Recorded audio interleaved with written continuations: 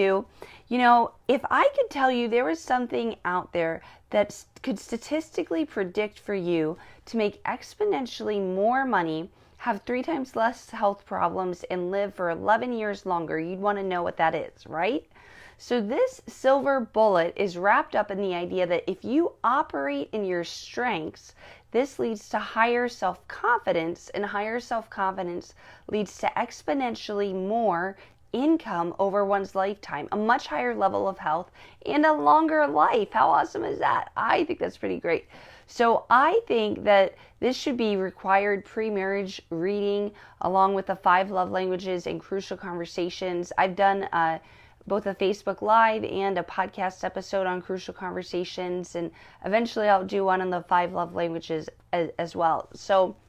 But I just wanted to share with you kind of the impact that I have so many stories around operating in your strengths, but years ago when my husband and I first took this test that I'm going to tell you about so you can identify what your top 5 strengths are, I learned that my husband's number 1 strength is restorative, which means that restorative people are great at fixing problems, and they often will fix problems before you even realize that you have a problem.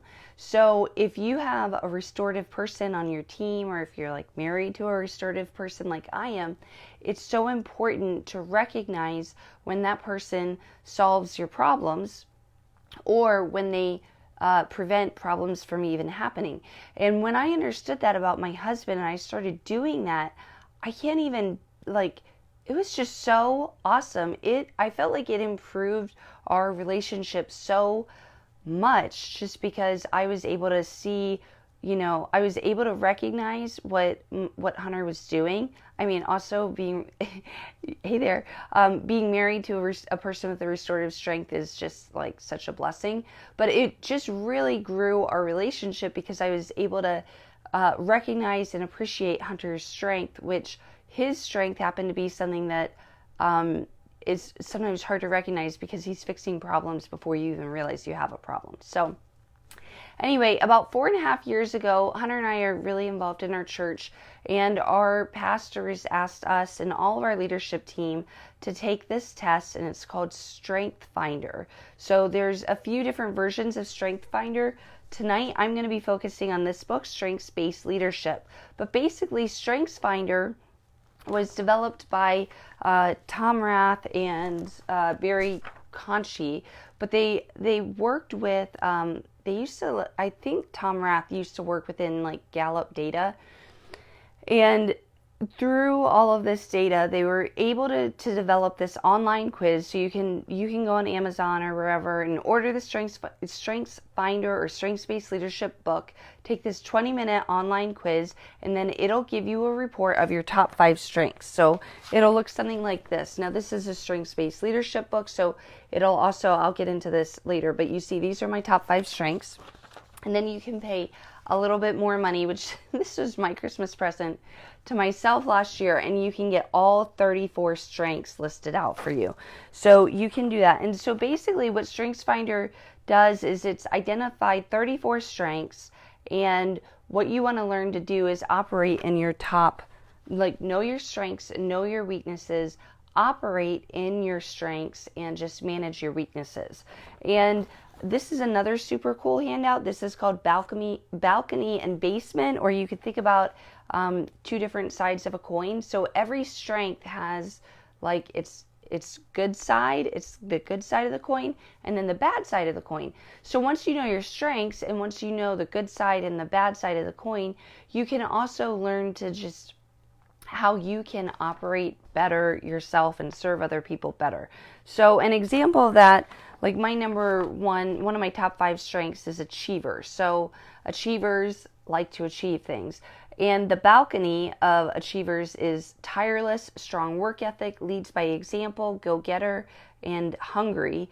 Basement is unbalanced, brown-noser, overcommitted, can't say no, burning the candle at both ends, and too concentrated at work. So when I know that that is one of my things, then I can try to put some checks and balances in place to set boundaries on myself from going into the basement types of my strength for that.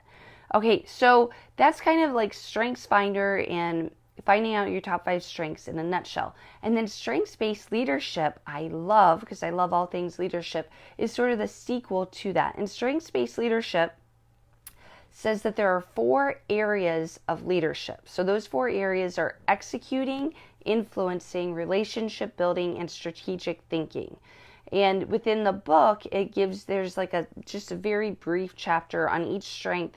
And I found that it's really helpful because they give like a fictional story of a person who has a few, maybe like 3 of their 5 strengths in one of those 4 categories.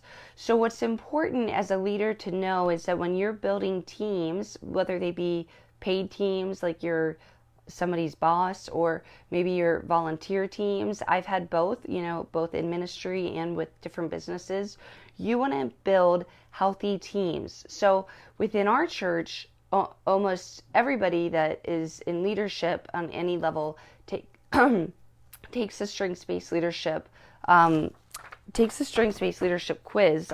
I can show you. This is from a few years ago. We have this little spreadsheet which shows all of our leaders and where their strengths are within each category of leadership. Anyway, long story short, you want to build a team that is balanced, and you as the leader want to surround yourself with people that you don't want to be like try to bring up those strengths and necessarily be quote unquote well-rounded. What you want to do is find other leaders and other people on your team who are strong in the areas that you are weak. So to make sure that your team is well-rounded, full of people who have strengths in each of those 4 leadership areas.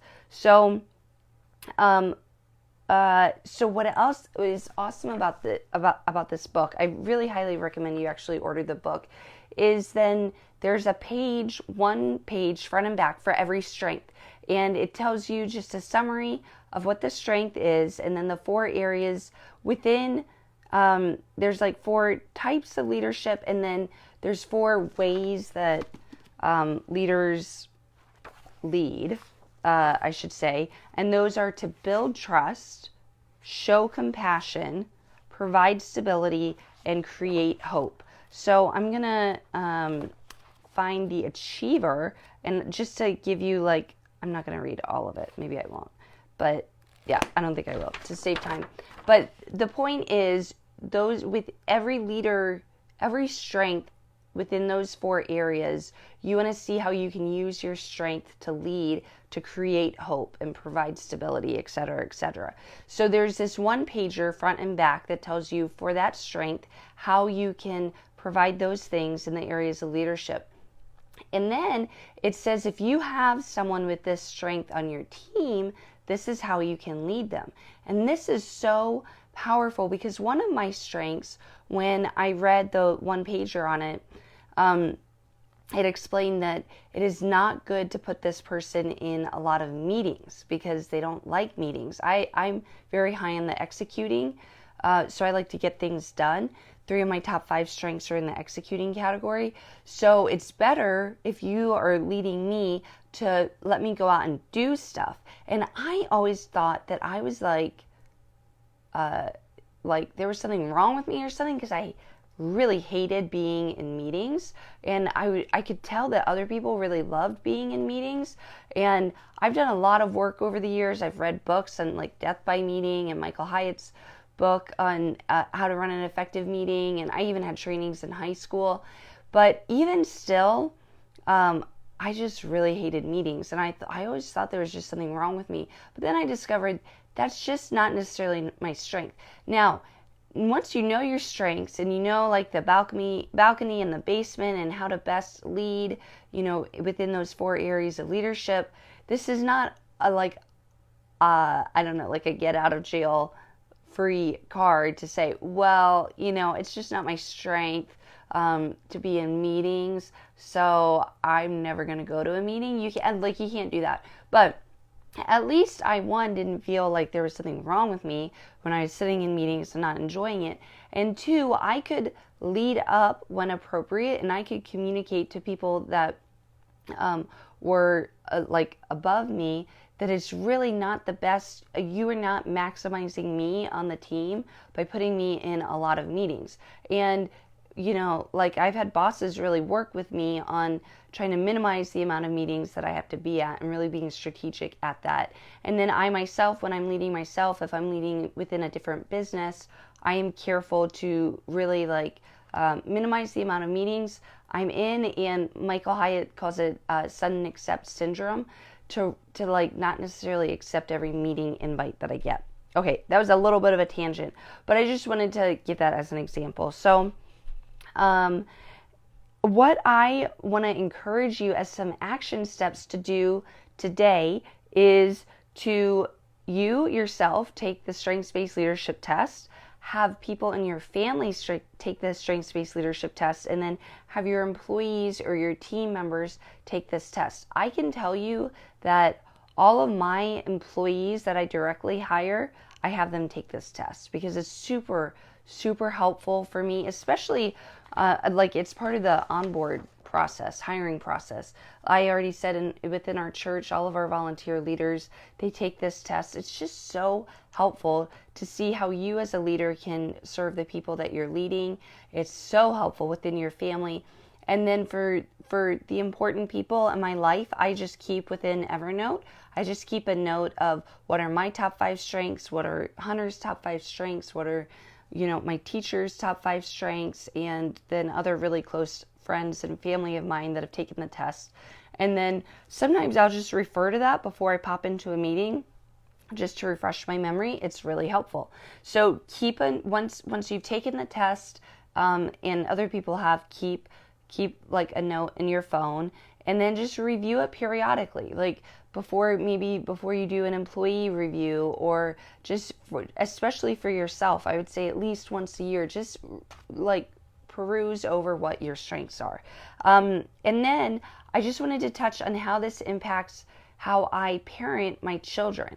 So once I learned this, and then once my kids were old enough to be in parent-teacher conferences, I started asking, what do you think my child's top 1 or 2 strengths are? Because I think your children's teachers are often, especially if they're Montessori, but even if they're not, they're often in a unique position to observe your children, sometimes at a much deeper and different level than we as parents are able to observe our children, because they behave differently in the classroom, and I don't want to say their worst behavior, but they feel safest with you as mom and dad. So you do kind of get their worst behavior. So it's great to be able to pose that question to the teacher. And I sometimes think it's great too, especially if you feel like maybe your kids have behavior issues. I don't know. It's great to help the child's teacher to focus on what are that child's biggest strengths. But then I also I have a whole folder within Evernote for kids stuff, and I keep notes from every kids parent-teacher conference, and I always write that down. Like, what did the teacher say is my child's biggest strength? Because that gives me insight on how I can be helping them at a young age hone in and develop their strengths, and it's just encouraging for you as a parent.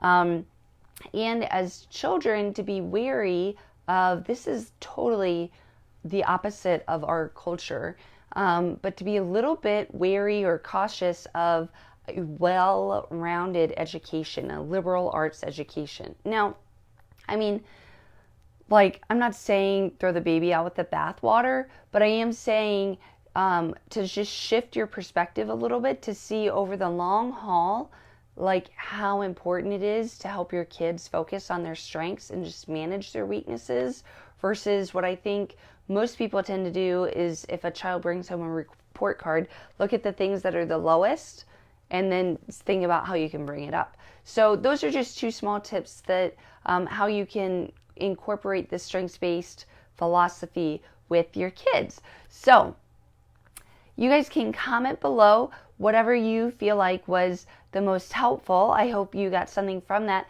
And guys, guess what? I am going to be doing a New Year's 7-day mini habits, do less, achieve more challenge. It's going to be kicking off on January 6th, and I would love for you to join us. Tons of people have gone through it, and It has really positively impacted their lives. I would love to walk alongside you as you just kick off 2020 right, set the tone right for this year, for huge wins, huge successes. I'm cheering you on big time. I believe in you big time. You can go to joywilder.com/do less to sign up for that 7-day mini habits challenge. And I can't wait to see you inside the challenge. Have a great night. And Phoebe, thanks for signing on. Good to see you.